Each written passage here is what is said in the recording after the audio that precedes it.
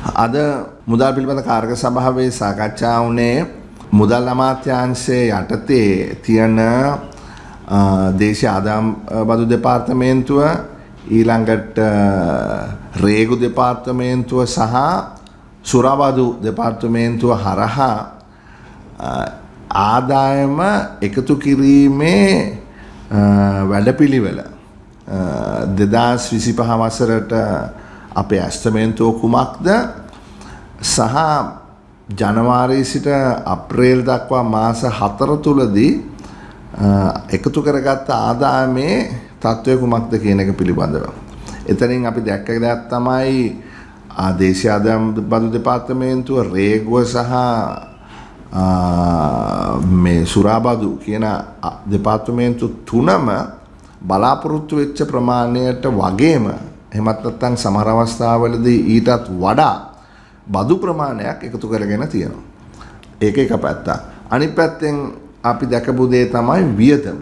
මුදල් අමාත්‍යාංශයෙන් අපිට පෙන්눔 කරලා දුන්නා කොයි විදිහටද එස්තමේන්තුවට සාපේක්ෂව වියදම සිද්ධ වෙලා තියෙන්නේ කියලා.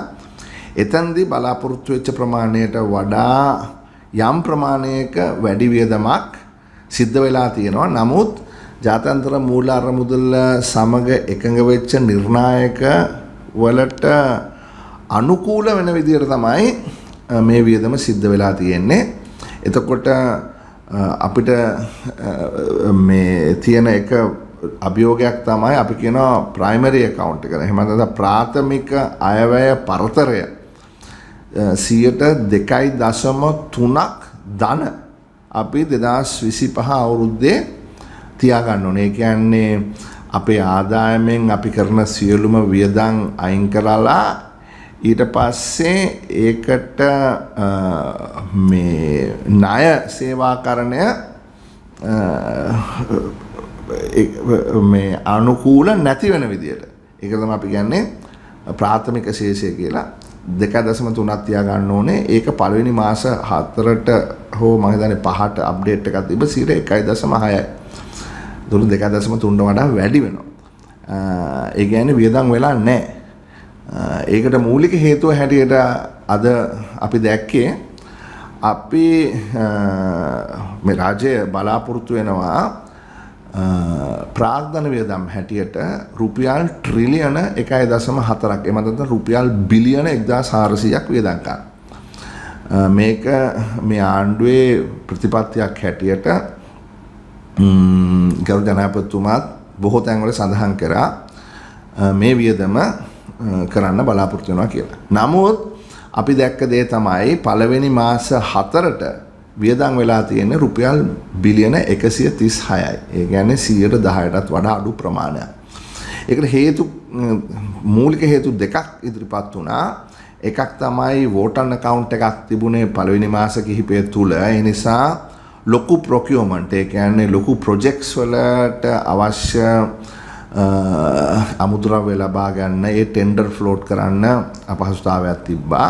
සහ දෙවැනි කාරණාව හැටියට සඳහන් වුණේ මේ ප්‍රාදේශීය ඡන්ද තිබිච්ච නිසා ප්‍රාදේශීය නගර සභා ප්‍රාදේශීය සභා වලට දෙන්න තියෙන මුදල් තාම දෙන්න බැරි වුණා කියලා. නමුත් ඒක මුදල් අමාත්‍යාංශයෙන් කව සුළු ප්‍රමාණයක්.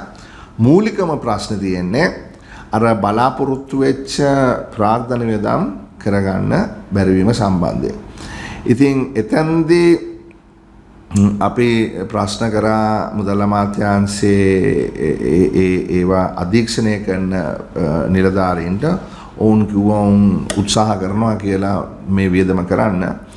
නමුත් අපිට දැනෙන විදියට රුපියල් බිලියන 1400න් තව 1300ක් ඊළඟ මාස කිහිපය තුල වියදම් කරන්න හැකියාවක් ලැබෙන්නේ නැහැ. ඉතින් ඒකේ ප්‍රතිඵලය තමයි එක පැත්තකින් අර කිව්වට වඩා බදු රජය එකතු කරගෙන තියෙනවා. ඒ නිසා ආදායම යම් ප්‍රමාණයකින් හිතුවට වඩා වැඩි වෙලා තියෙනවා. වියදම සාපේක්ෂව බලාපොරොත්තු වෙච්ච ප්‍රමාණයට කරගෙන යනවා. නමුත් ප්‍රාග්ධන වියදම අඩු වෙන නිසා ප්‍රාථමික ශේෂය ඒකේ ඉතිරිය වැඩි වෙයි. නමුත් ඉදිරියේදී අපිට අවශ්‍ය වෙන්නේ ආර්ථිකය ස්ථාවර කිරීම නෙවෙයි. ඒක ස්ථාවර වුණා 2024 වෙනකොට ඒක ස්ථාවර වුණා. අපිට අවශ්‍ය වෙලා තියෙන්නේ වර්ධනය. මේ ආර්ථිකයේ වර්ධනය වෙන්න ඕනේ. නමුත් වර්ධනයට අවශ්‍ය වෙන මූලික දෙයක් තමයි ප්‍රාග්ධන වියදම්. ඒතර ප්‍රාග්ධන වියදම් 10% නම් සිද්ධ වෙලා තියෙන්නේ. එතන ලොකු ගැටලුවක් මම ආර්ථික සභාවටත් කිව්වා. ආර්ථික මේ විද්‍යාඥයෙක් හැටියට මම දකින එතන ලොකු ගැටලුවක් නිර්මාණය වෙමින් පවතිනවා. එතකොට තව සාකච්ඡා වෙච්ච කාරණාවක් තමයි 2025 අපි බලාපොරොත්තු වෙන ආර්ථික වර්ධනය. මොකද ආර්ථික වර්ධනය මත තමයි රටක සංවර්ධනය තීරණය වෙන්නේ.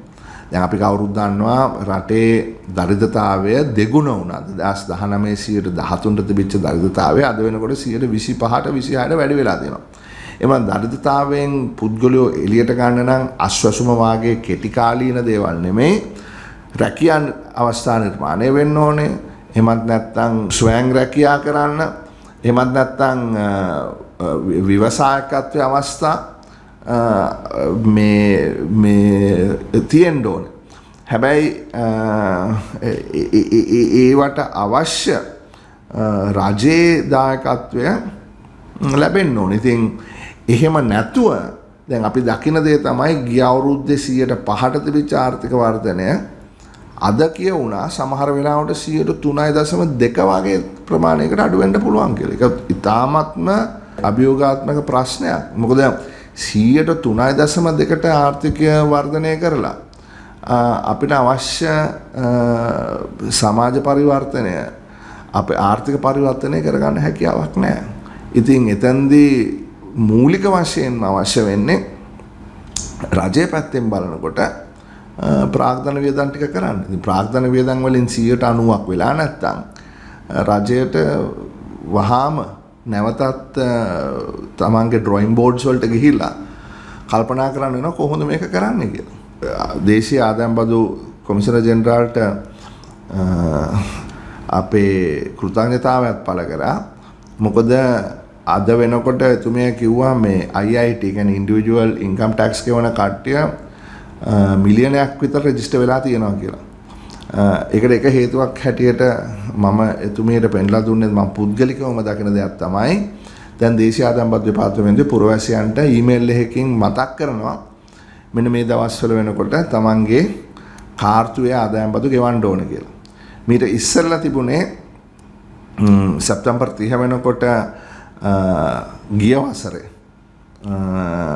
මාර්තු මාසේ 31 වෙනිදා ඉවර වෙන වසරට ඒ ප්‍රකාර බදු සැප්තැම්බර් 30 ගෙවන්න ඕනේ. ඊට පස්සේ තමන්ගේ ටැක්ස් රිටර්න් එක ඉදිරිපත් කරන්න ඕනේ නොවැම්බර් 30 වෙනකොට.